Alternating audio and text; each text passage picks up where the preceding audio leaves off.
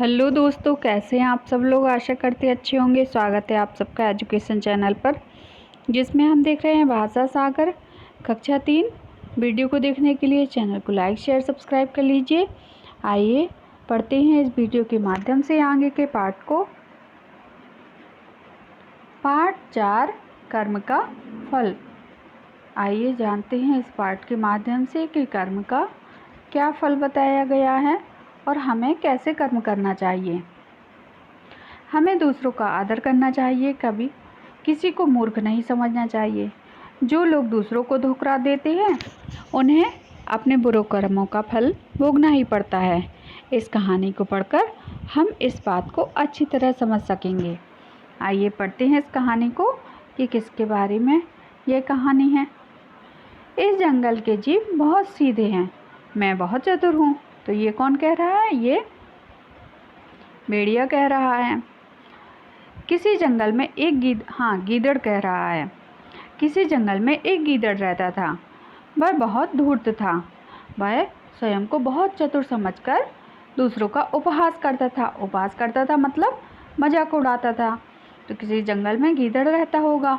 वह अपने आप को बहुत ही होशियार समझता था और सभी को मूर्ख समझता था और सबका मजाक उड़ाता था।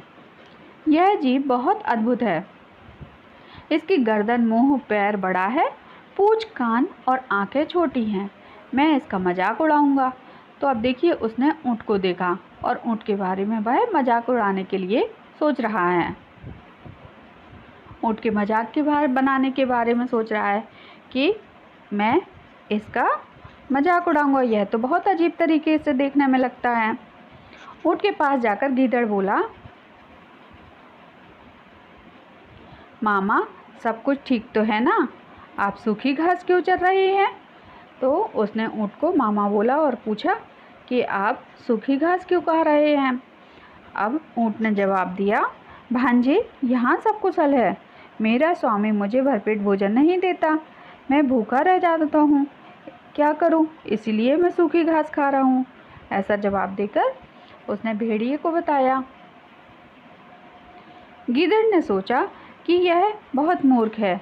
यह मेरी तरह चतुर नहीं है। मामा, चिंता मत कीजिए। आइए, नदी के दूसरी तरफ टमाटर, खरबूजा, खीरे से खेत सजे हैं। वहाँ आनंद से खाया जाए। तो देखिए, यहाँ गीदड़ क्या है, ऊँट को समझा बुझाकर नदी के किनारे खेत पर ले गया, किसी के खेत में जाके उसके टमाटर, खरबूजे खाने के लिए। ऊँट प्रसन्न होकर गीदड़ के साथ चल दिया। नदी के पास जाकर गीदड़ बोला, नदी पार करने के लिए मुझे आपकी पीठ पर सवार होना पड़ेगा। गीदड़ ऊँट की पीठ पर सवार हो गया और रात भर दोनों वहीं रहे। जब सुबह हुई तो गीदड़ ने कहा कि मामा, इस समय कृषक यहाँ नहीं है। आराम से ककड़ी, टमाटर, खरबूजा खाया जाए। कृषक यहाँ नहीं है, उसका घर भी दूर है। अब बिना चिंता के ककड़ी, टमाटर, खरबूजा खाया जाए। ऊँट ने प्रसन्न होकर खाना शुरू किया। उसका पेट बड़ा था, परंतु गीदड़ का पेट छोटा था। उसकी भूख शीघ्र ही शांत हो गई। तो देखिए, यहाँ पर ऊँट और गीदड़ ऊँट की पीठ पर सवार होकर नदी पार करके और उस खेत में जाते हैं। सुबह होने पर ऊँट और गीदड़ दोनों खरबूजा और ककड़ी, टमाटर खाना शुरू करते हैं। तो गीदड़ का पेट छोटा रहता है, उसका पेट भर जाता है। ऊँट का पेट बड़ा रहता है, उसका पेट नहीं भरता है। तो गीदड़ तो चालबाज था। उसने अपनी चालाकी से कहा, अब मेरा पेट भर गया है, मैं तेज आवाज़ में गीत गाऊंगा। तो देखिए, गीदड़ का पेट भर गया तो उसने किसान को बुलाने की कोशिश की। तो ऐसा करना, अब ऊँट कहता है कि ऐसा करना उचित नहीं है। अभी आवाज़ मत करो, क्योंकि तुम्हारा पेट भर गया तो तुमने तो अपना मतलब साधा। अब मुझे भी तो भूख लगी है, मुझे भी खाना खाना है। मुझे खा लेने दो, फिर आवाज़ करना। लेकिन गीदड़ नहीं माना। उसने गाना शुरू कर दिया। गीदड़ ऊंची आवाज़ में गाने लगा। उसकी आवाज़ सुनकर कृषक आ गया। उसे आते हुए देखकर गीदड़ भाग गया और खेत में के बीच में ऊँट को देखकर किसान ने उसे बहुत पीटा। दोस्त, गीदड़ की धूर्तता के कारण मुझे मार खानी पड़ रही है। तो देखिए गीदड़ तो तेज़ी से भाग गया, ऊँट इतनी तेज़ी से नहीं भाग पाया खेत से, वह पकड़ा गया और किसान ने उसको बहुत मारा। तो मन ही मन ऊँट जो है गीदड़ को कोसने लगा कि गीदड़ ने मेरे साथ बुरा किया है और मुझे यहाँ खेत में अकेले पिटते छोड़ गया है। किसी तरह अपनी जान बचाकर ऊँट नदी के पास वापस आया। गीदड़ ने उसका मजाक उड़ाते हुए कहा, मामा, खरबूजा, टमाटर, ककड़ी खाना सरल नहीं है। डंडे का स्वाद भी मीठा था या कड़वा। तो देखिए अब फिर से मजाक उड़ाया उसने। ऊँट से पूछा कि डंडे खाने के बाद कैसा लग रहा है। भांजे, अब इस प्रश्न से कोई लाभ नहीं, चलो नदी पार करते हैं। तो ऊँट ने समझदारी से काम लिया। ऊँट ने कहा, चलो अब जो बीत गया सो बीत गया, अब उसके लिए क्या रोना, आगे बढ़ते हैं। और दोनों नदी पार करके जाने लगे। जब दोनों जा रहे थे वहाँ से तो देखिए गीदड़ ऊँट की पीठ पर पुनः सवार हो गया।